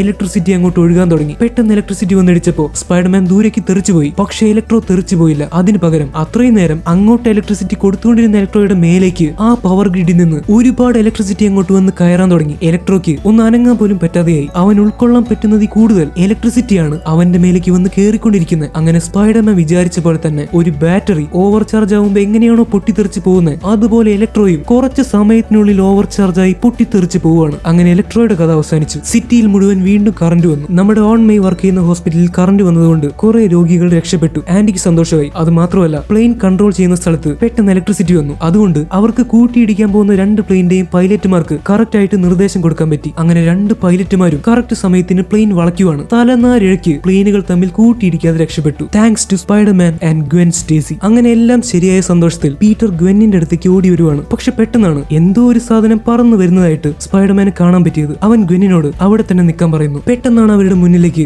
ഗ്രീൻ ഗോബ്ലിന്റെ പോലെയുള്ള സ്യൂട്ട് ഒക്കെ ഇട്ട് പൈശാചിക രൂപത്തിലായി മാറിയ ഹാരി ഓസ്ബോൺ പറന്നു വന്ന് നിൽക്കുന്നത്. ഈ കാഴ്ച കണ്ട് ഗ്വെന്നും പീറ്ററും ഞെട്ടിപ്പോയി. ഇത് ഹാരി തന്നെയാണെന്ന് അവർക്ക് വിശ്വസിക്കാൻ പറ്റിയില്ല. പക്ഷെ ഹാരിയാണ് ഞെട്ടിപ്പോയത്. കാരണം അവിടെ ഗ്വെന്നിനെ കണ്ടപ്പോ ഹാരിക്ക് ഒരു കാര്യം മനസ്സിലായി. മുന്നിൽ നിൽക്കുന്ന സ്പൈഡർമാൻ വേറെ ആരുമല്ല, അത് പീറ്റർ പാർക്കർ തന്നെയാണ്. ഹാരി പറയാൻ തുടങ്ങി, സ്പൈഡർമാൻ അല്ല പീറ്റർ പാർക്കർ. അപ്പൊ എന്നെ കൈവിട്ടതും എന്നെ ചതിച്ചതും സ്പൈഡർമാൻ അല്ല, എന്റെ പ്രിയപ്പെട്ട കൂട്ടുകാരൻ പീറ്റർ പാർക്കർ തന്നെയാണല്ലേ. ഹാരി നിനക്കെന്താ പറ്റിയത്? എന്നെ ഇങ്ങനെ ആക്കിയത് നീയാടാ. നീയാണ് ഇതിന് കാരണം. നീ എന്റെ കൂട്ടുകാരനായിരുന്നു, പക്ഷെ നീ എന്നെ ചതിച്ചു. നോ ഹാരി, ഞാൻ നിനക്ക് മോശമായിട്ടൊന്നും സംഭവിക്കേണ്ടെന്ന് കരുതിയാണ് നീ പറഞ്ഞ പോലെ ചെയ്യാതിരുന്നേ. അതൊന്ന് മനസ്സിലാക്ക്. എന്നിട്ട് ഇപ്പൊ എന്നെ കണ്ടില്ലേ? ഇനി ഇതിലും മോശമായിട്ട് എന്താണ് സംഭവിക്കാനുള്ളത്? നോക്ക് ഹാരി, ഇത് നമുക്ക് ശരിയാക്കാം. എന്തായാലും ഇത് മാറ്റാനൊരു വഴി ഉണ്ടാവും. ദയവ് ചെയ്ത് നീ ഒന്ന് അടങ്ങി നിൽക്ക്. നോ സ്പൈഡർമാൻ, നീ ആളുകൾക്ക് വലിയ പ്രതീക്ഷ കൊടുക്കുന്ന ആളല്ലേ, പക്ഷെ നീ ആർക്കും ഒരു പ്രതീക്ഷയും കൊടുക്കുന്നില്ല. അതുകൊണ്ട് നിന്റെ പ്രതീക്ഷ ഞാനും തട്ടിയെടുക്കാൻ പോവുകയാണ്. അങ്ങനെ പറഞ്ഞ് ഹാരി അവിടെ നിൽക്കുന്ന ഗ്വെന്നിനെ കൊണ്ട് നേരെ മുകളിലേക്ക് പറന്നു പോവാണ്. സ്പൈഡർമാൻ പെട്ടെന്ന് വെബ് ഷൂട്ട് ചെയ്ത് അവന്റെ പിന്നാലെ ചെല്ലുന്നുണ്ട്. ഹാരിയോട് ഗ്വെന്നിനെ വെറുതെ വിടാൻ അവൻ പറയുന്നുണ്ടെങ്കിലും ഹാരി അത് കേൾക്കുന്നില്ല. അവൻ നേരെ സ്പൈഡർമാൻ എത്തിപ്പിടിക്കാൻ പറ്റാത്തത്ര ദൂരത്തിലേക്ക് ഗ്വെന്നിനെ കൊണ്ട് പറന്നു പോവാണ്. ഗ്വെന്നു ഹാരിയോട് ഇങ്ങനെയൊന്നും ചെയ്യരുതെന്ന് പറയുന്നുണ്ട്. പക്ഷെ ഹാരി പറയുന്നത്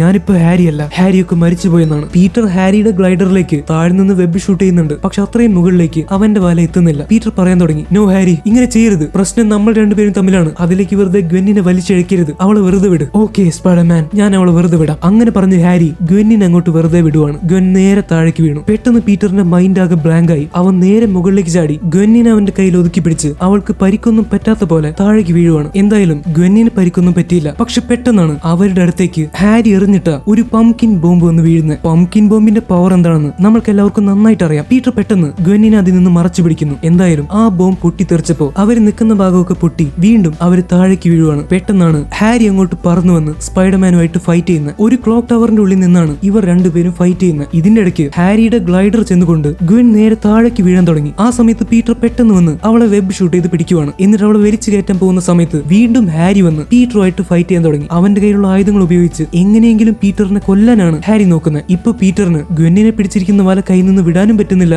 എന്നാൽ ഹാരി ആയിട്ട് ഫൈറ്റ് ചെയ്യുകയും വേണം. ഹാരി പഴയതിനേക്കാളും ഒരുപാട് ശക്തനായി മാറിയതുകൊണ്ട് പീറ്ററിന് അവനെ പെട്ടെന്ന് തോൽപ്പിക്കാൻ പറ്റുന്നില്ല. എന്നാൽ ഒരു വിധത്തിൽ പീറ്റർ അവന്റെ കൈകളിലും കഴുത്തിലും വല വെച്ച് കെട്ടി അവനെ മാറ്റി നിർത്തുവാണ്. പക്ഷെ പെട്ടെന്നാണ് പീറ്റർ കാര്യം ശ്രദ്ധിക്കുന്നത്. ഗ്വെൻ തൂങ്ങിക്കിടക്കുന്ന വല ആ ക്ലോക്കിന്റെ യന്ത്രഭാഗങ്ങൾക്കിടയിൽ പെട്ട് മുറിയാൻ പോവാണ്. അത് മുറിഞ്ഞാൽ വല പൊട്ടി ഗ്വെൻ നേരെ താഴേക്ക് വീഴും. പീറ്റർ തന്റെ കാല് വെച്ച് ആ ക്ലോക്കിന്റെ ഉള്ളിലെ ഭാഗം അനക്കാതെ പിടിക്കാൻ ശ്രമിക്കുന്നുണ്ട്. അവൻ അവന്റെ എല്ലാ ശക്തിയും പുറത്തെടുത്തു. പക്ഷെ എന്താണ് സംഭവിച്ചതെന്ന് വെച്ചാൽ ആ യന്ത്രഭാഗങ്ങളെല്ലാം കൂടി തകർന്നു പോവാണ്. പെട്ടെന്ന് ഹാരി അവിടെ ചുമരി പോയിടിച്ച് ബോധമില്ലാതെ താഴെ വീഴുവാണ്. പക്ഷെ ആരും പ്രതീക്ഷിക്കാത്ത ഒരു കാര്യമാണ് സംഭവമാണ് സംഭവിക്കുന്നത്. ഇനിയുള്ള സീനുകൾ എന്ന് പറയുന്നത് എല്ലാ മാർവൽ സിനിമകളും എടുത്തു നോക്കുമ്പോഴും അതിലൊക്കെ വെച്ച് വളരെ ഇമോഷണൽ ആയിട്ടുള്ള ഒരു സീനാണ്. ഈ യന്ത്രഭാഗങ്ങളുടെ ഇടയിൽപ്പെട്ട് ഗ്വെന്നിനെ തൂക്കി നിർത്തിയിരിക്കുന്ന വല പൊട്ടിപ്പോവാണ്. ഗ്വെൻ നേരെ താഴേക്ക് വീഴാൻ തുടങ്ങി. പീറ്റർ ഒന്നും ആലോചിക്കാതെ വീണുകൊണ്ടിരിക്കുന്ന ഗ്വെന്നിന്റെ നേരെ സ്പീഡിൽ ചാടുവാണ്. അവൻ അവളെ രക്ഷിക്കാൻ വേണ്ടി അവളുടെ നേരെ വെബ് ഷൂട്ട് ചെയ്യുന്നുണ്ട്. അതൊരു കൈ നീണ്ടു പോകുന്നത് പോലെ അവളെ പിടിക്കാൻ വേണ്ടി അവളുടെ അടുത്തേക്ക് ചെല്ലുവാണ്. പക്ഷെ സമയം ആർക്കു വേണ്ടിയും കാത്തു നിൽക്കില്ല. ഗ്വെൻ അവളുടെ കണ്ണുകൾ അവസാനമായി പീറ്ററിനെ നോക്കിക്കൊണ്ട് അടയ്ക്കുവാണ്. പീറ്റർ ആ വല കൊണ്ട് ഗ്വെന്നിനെ പിടിക്കാൻ ശ്രമിച്ചു. പക്ഷെ ഒരു സെക്കൻഡിന്റെ മാത്രം വ്യത്യാസത്തിൽ അത് സംഭവിക്കുകയാണ്. ഗ്വെൻ താഴെ വീണില്ല, പക്ഷെ അവളുടെ തല താഴെ വന്ന് ശക്തിയായി ഇടിക്കുന്നു. പീറ്റർ നേരെ താഴേക്ക് ചാടി വന്ന് ഗ്വെന്നിനെ മടിയിലെടുത്ത് കിടത്തുവാണ്. ഒരുപാട് വേദനയോടെ പീറ്റർ ആ സത്യം മനസ്സിലാക്കി. തന്റെ കൺമുന്നിൽ വെച്ച് ഗ്വെൻ സ്റ്റേസി മരിച്ചിരിക്കുന്നു. അവളുടെ മൂക്കിൽ നിന്ന് രക്തം വരാൻ തുടങ്ങി. അപ്പോഴും അവൾ മരിച്ച കാര്യം പീറ്ററിന് അംഗീകരിക്കാൻ പറ്റിയില്ല. മിസ്റ്റർ സ്റ്റേസി ഈ കാരണം കൊണ്ടാണ് ഗ്വെന്നിനെ അകറ്റി നിർത്തണമെന്ന് പീറ്ററിനോട് പറഞ്ഞിരുന്നത്. ആ കാര്യമൊക്കെ കൂടി ആലോചിച്ച് പീറ്ററിന് കരച്ചിലടക്കി പിടിക്കാൻ സാധിച്ചില്ല. ഗ്വെന്നിനെ മടിയിലെടുത്ത് വെച്ച് പീറ്റർ ഏങ്ങി കരയാൻ തുടങ്ങി. എന്നെ വിട്ട് എങ്ങോട്ടും പോകരുതെന്നാണ് പീറ്റർ ഗ്വെന്നിനോട് പറയുന്നത്. പക്ഷെ അത് കേൾക്കാൻ ഗ്വെൻ ജീവനോടെ ഇല്ല. ഗ്വെൻ എനിക്ക് ഗ്വെൻ കണ്ണു തോർക്ക്.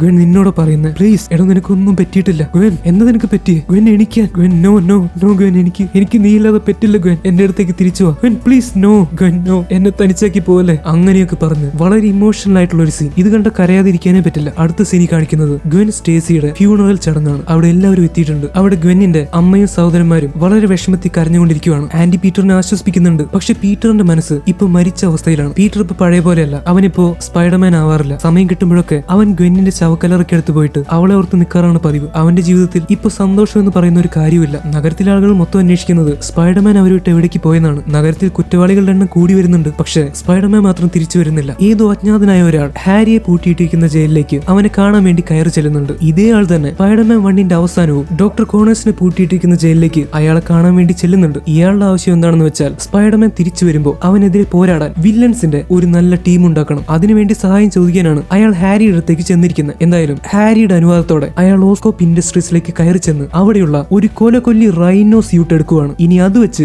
നമ്മൾ ഏറ്റവും ആദ്യം കണ്ട ഒരു കള്ളനുണ്ടല്ലോ, മിസ്റ്റർ അലക്സി, ഓസ്കോപ്പിൽ നിന്ന് പ്ലൂട്ടോണിയം അടിച്ചു മാറ്റിക്കൊണ്ട് പോകാൻ നോക്കിയ കള്ളൻ, ആ അലക്സിയെ ഈ റൈനോ സ്യൂട്ട് ഇട്ട് നഗരത്തിലേക്ക് ഇറക്കി വിടാനാണ് അയാളുടെ പ്ലാൻ. ഈ സമയത്ത് നമ്മുടെ പീറ്റർ പാർക്കർ ആകെ നിരാശയിലാണ്. അവന് ശരിക്കും ഭക്ഷണം പോലും കഴിക്കാൻ പറ്റുന്നില്ല. പീറ്ററിന്റെ ഈ അവസ്ഥ കണ്ട് ആന്റിക്ക് വിഷമം തോന്നി. ഇപ്പൊ ആന്റി അങ്കിൾ ബെന്നിന്റെ ഓർമ്മകളുള്ള സാധനങ്ങളൊക്കെ ഒരു പെട്ടിയിലാക്കിയിട്ട് അത് വേറൊരു ഭാഗത്തേക്ക് മാറ്റി വെക്കാൻ പോവാണ്. എന്തിനാണ് അങ്ങനെ ചെയ്യുന്നതെന്ന് പീറ്റർ ചോദിക്കുന്നു. അപ്പോൾ ആന്റി പറയുന്നു, പീറ്റർ എനിക്ക് അങ്കിൾ ബെന്നിനെ ഒരുപാട് ഇഷ്ടമാണ്. അദ്ദേഹത്തെ എപ്പോഴും ഓർത്തുകൊണ്ടിരിക്കാനും എനിക്ക് ഇഷ്ടമാണ്. പക്ഷെ ഈ സാധനങ്ങളൊക്കെ ഇങ്ങനെ വെച്ചുകൊണ്ടിരുന്ന എപ്പോഴും എനിക്ക് അങ്കിൾ ബെന്നിന്റെ ഓർമ്മ വരും. അപ്പൊ എനിക്ക് എപ്പോഴും സങ്കടമാവും. അങ്ങനെയാണെങ്കിൽ ജീവിതം മുന്നോട്ട് പോകില്ല പീറ്റർ. ചില കാര്യങ്ങൾ നമ്മൾ അറിഞ്ഞുകൊണ്ട് മറക്കേണ്ടി വരും. ചില കാര്യങ്ങൾ നമ്മൾ അറിഞ്ഞുകൊണ്ട് മാറ്റി വെക്കേണ്ടി വരും. അല്ലാതെ ജീവിതം മുന്നോട്ട് പോവില്ല പീറ്റർ. എന്റെ മോനത് മനസ്സിലാക്ക്. വിഷമിക്കില്ല മോനെ, എല്ലാം ശരിയോ. ആന്റി പറഞ്ഞത് കേട്ട് പീറ്റർ വീണ്ടും ചില കാര്യങ്ങൾ ആലോചിക്കുവാണ്. അവൻ തന്റെ അച്ഛനെയും അമ്മയും പറ്റിയുള്ള കാര്യങ്ങളും അവരുമായിട്ട് ബന്ധപ്പെട്ട സാധനങ്ങളും ഒരു പെട്ടിയിലാക്കുന്നു. അത് മാത്രമല്ല ഗ്വെന്നിന്റെ ഓർമ്മകൾ കൊണ്ടുവരുന്ന സാധനങ്ങളും അവൻ തൽക്കാലം കുറച്ച് മാറ്റിവെക്കാൻ തീരുമാനിച്ചു. അവൻ ഏറെ പ്രിയപ്പെട്ട ഒരു ചിത്രം മാത്രമാണ് അവൻ റൂമിൽ വെക്കുന്നത്. കുറച്ചു നേരം അവൻ ഗ്വെൻ എന്ന് പറഞ്ഞ ആ പ്രസംഗം കേൾക്കുവാണ്. ഗ്വെന്നുമായിട്ടുള്ള പഴയ ഓർമ്മകൾ പീറ്ററിന്റെ മനസ്സിലേക്ക് കയറി വരാൻ തുടങ്ങി. പക്ഷെ ഇനി എപ്പോഴും ആ കാര്യങ്ങൾ ആലോചിച്ചിരുന്നതുകൊണ്ട് കാര്യമില്ല.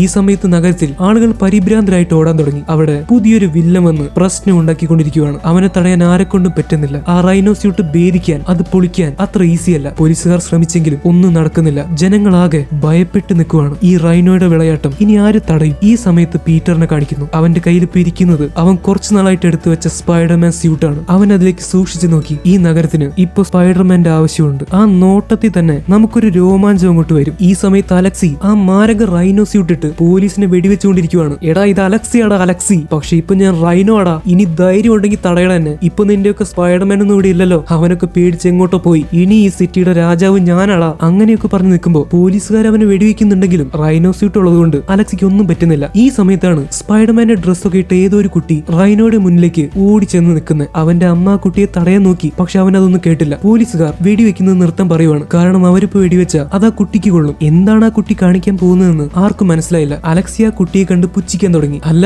ഇതാരാ വന്നിരിക്കുന്നത്? സ്പൈഡർമാനോ? പക്ഷെ ഉയരം കുറഞ്ഞു പോയല്ലോ. ഏതാ ഈ കുഞ്ഞു സ്പൈഡർമാൻ? നീ ആള് മിടുക്കനാണല്ലോ. നിനക്ക് ഈ റൈനോയെ കണ്ടിട്ട് പേടിയായില്ലേ? പാവം ചെക്കൻ. ഇത്ര ചെറുപ്പത്തിലെ മരിക്കാനാണ് യോഗം, അതും ഈ അലക്സിയുടെ കൈകൊണ്ട്. അങ്ങനെ പറഞ്ഞ അലക്സി റൈനോ സ്യൂട്ടിട്ട് ആ കുട്ടിയെ കൊല്ലാൻ വേണ്ടി മുന്നോട്ട് വരുവാണ്. ആ കുട്ടിയാണെങ്കിൽ ഭയങ്കര ആത്മവിശ്വാസത്തോടെ സ്പൈഡർമാന്റെ മാസ്ക് ഇട്ട് അവിടെ നിൽക്കുവാണ്. നിങ്ങൾക്ക് ഈ കുട്ടിയെ മനസ്സിലായി കാണും. കുറെ ഗുണ്ടപ്പയ്യമാര് ഒരു കുട്ടിയെ റാഗ് ചെയ്യുന്ന സമയത്ത് സ്പൈഡർമാൻ വന്ന് അവനെ രക്ഷിച്ചെന്നും ആ കുട്ടി സ്പൈഡർമാന്റെ വലിയ ഫാനായി മാറിയെന്നും മുന്നേ പറഞ്ഞിട്ടുണ്ട്. അതേ കുട്ടി തന്നെയാണ് ഇപ്പൊ ധൈര്യത്തോടെ റൈനോയുടെ മുന്നിൽ വന്ന് നിൽക്കുന്നത്. അപ്പൊ സ്പൈഡർമാൻ എന്ന് പറയുന്ന ഹീറോ ആ കുട്ടിക്ക് എത്രമാത്രം ആത്മവിശ്വാസം കൊടുത്തെന്ന് ചിന്തിച്ചു നോക്കിയാൽ മനസ്സിലാവും. പെട്ടെന്ന് അലക്സി എന്തോ കണ്ട് പേടിച്ച പോലെ അവിടെ നിൽക്കുവാണ്. ഒരു വെബ് ഷൂട്ട് ചെയ്യുന്ന സൗണ്ട് കേട്ട് എല്ലാവരും മുകളിലേക്ക് തിരിഞ്ഞു നോക്കി. ആ കാഴ്ച കണ്ട് കണ്ട എല്ലാവരുടെയും മുഖത്ത് ഒരു പ്രത്യേക ധൈര്യം അങ്ങോട്ട് വരുവാണ്. അവരൊക്കെ ചിരിക്കാൻ തുടങ്ങി. അതിന്റെ കാരണം അവൻ തിരിച്ചു വന്നിരിക്കുന്നു. Your friendly neighbourhood Spiderman. Spiderman നേരെ വന്ന് ആ കുട്ടിയുടെ പിന്നിൽ നിൽക്കുവാണ്. ഹേയ് സ്പൈഡർമാൻ, എന്താ പരിപാടി? ഹായ്, എനിക്ക് അറിയാമായിരുന്നു നിങ്ങൾ തിരിച്ചു വരുമെന്ന്. സ്പൈഡർമാൻ തിരിച്ചു വന്നല്ലേ? യെസ്, ഞാൻ തിരിച്ചു വന്നു. പക്ഷെ അതിനേക്കാളും എനിക്ക് ഇഷ്ടപ്പെട്ട ഒരു കാര്യമുണ്ട്. നിന്റെ ധൈര്യം സമ്മതിച്ചു തരാതിരിക്കാൻ പറ്റില്ല. നോക്ക്, നീ പണ്ട് പേടിച്ചു നിന്ന ആ കുട്ടിയല്ല, ഞാൻ കണ്ടതി വെച്ച് ഏറ്റവും ധൈര്യമുള്ള കുട്ടിയാണ് നീ. Keep it up. പിന്നെ ഇവന്റെ കാര്യം ഞാൻ നോക്കിക്കോളാം. മോൻ തൽക്കാലം അമ്മയുടെ അടുത്തേക്ക് ചെല്ല്. അങ്ങനെ ആ കുട്ടിയെ പറഞ്ഞു വിട്ട് സ്പൈഡർമാൻ പോലീസിന്റെ മൈക്ക് എടുത്ത് അലക്സിയോട് ചില കാര്യങ്ങൾ പറയാൻ തുടങ്ങി. അലക്സി ആണെങ്കിൽ സ്പൈഡർമാനെ കൊല്ലാൻ വേണ്ടി ഇങ്ങനെ റെഡിയായി നിൽക്കുവാണ്. അലക്സി, എനിക്ക് നിന്നെ ഓർമ്മയുണ്ട്. കുറച്ചു നാളെ ഞാനൊന്ന് മാറി നിന്നപ്പോ നീ വീണ്ടും പുതിയ പരിപാടികളുമായിട്ട് ഇറങ്ങിയിരിക്കുവാണല്ലേ? ദേ, മര്യാദയുടെ ഭാഷയിൽ ഞാൻ പറയാം. എല്ലാവരും പേടിച്ചു നിൽക്കുന്ന കണ്ടില്ലേ? ഇതൊക്കെ ഒന്ന് അവസാനിപ്പിച്ചൂടെ? അതല്ലേ നല്ലത്. എടാ എട്ടുകാലി, ഞാൻ ഈ റൈനോ സ്യൂട്ട് ഇട്ട് വന്നിരിക്കുന്നത് വെറുതെ അങ്ങോട്ട് പോകാനല്ല. നിന്നെ കൊന്ന് കൊലവിളിക്കാതെ ഞാൻ ഇവിടുന്ന് പോകുന്ന പ്രശ്നമില്ല. അതെ, ലോകത്തിലെ എല്ലാ കാണ്ടാമൃഗങ്ങൾക്കും വേണ്ടി പറയുക. വെറുതെ അവറ്റകളുടെ വില കളയരുത്. ഇതൊന്ന് നിർത്തിക്കൂടെ അലക്സി, പ്ലീസ്? പറ്റില്ല. ഇന്ന് ഞാൻ നിന്റെ തലയും കാലും വേറെയാക്കും. ഓക്കെ, അപ്പൊ ഞാൻ ഇറങ്ങാതെ പറ്റില്ല എന്നാണ് പറയുന്നത്. ശരി, കുറച്ചു നാളായി കൈയും കാലൊക്കെ ഒന്ന് അനക്കിയിട്ട് എന്നെ മര്യാദയ്ക്ക് ഉറങ്ങാൻ സമ്മതിക്കില്ല. Okay, ready set go. ഇങ്ങനെ റൈനോയും സ്പൈഡർമാനും തമ്മിൽ ഏറ്റുമുട്ടുന്ന സ്ഥലത്താണ് ഈ സിനിമ അവസാനിക്കുന്നത്. സത്യത്തിൽ ഈ സിനിമയ്ക്ക് എന്താണ് ഒരു പ്രശ്നം? കഥയിൽ ചെറിയ ചെറിയ പ്രശ്നങ്ങളുണ്ട്. എന്നാലും മൊത്തത്തിൽ നോക്കുമ്പോൾ വളരെ നല്ലൊരു തിയേറ്റർ എക്സ്പീരിയൻസ് തരുന്ന, കുഴപ്പമില്ലാത്തൊരു സ്റ്റോറിയുള്ള, നല്ല ഇമോഷണൽ ആയിട്ടുള്ള ഒരു സിനിമയാണ് ദി അമേസിംഗ് സ്പൈഡർമാൻ 2. എനിക്ക് എന്തായാലും ഈ സിനിമ ഭയങ്കര ഇഷ്ടമാണ്. അതിന് ആരൊക്കെ എന്തൊക്കെ പറഞ്ഞാലും ശരി. അപ്പൊ നമുക്ക് ഇനി അടുത്ത വീഡിയോയിൽ കാണാം. ഇപ്പൊ നമ്മൾ 3 സ്പൈഡർമാൻമാരെ കണ്ടു. ഇനിയും നമ്മൾ കാണാത്തതായിട്ട് വേറെ ഏതെങ്കിലും സ്പൈഡർമാൻമാർ ബാക്കി ഉണ്ടാവോ? നിങ്ങൾക്ക് അങ്ങനെ ഏതെങ്കിലും സ്പൈഡർമാൻ അറിയോ? എങ്കിൽ ഒന്ന് കമന്റ് ചെയ്യണം. So once again, it's me your friendly neighbourhood Amit signing out.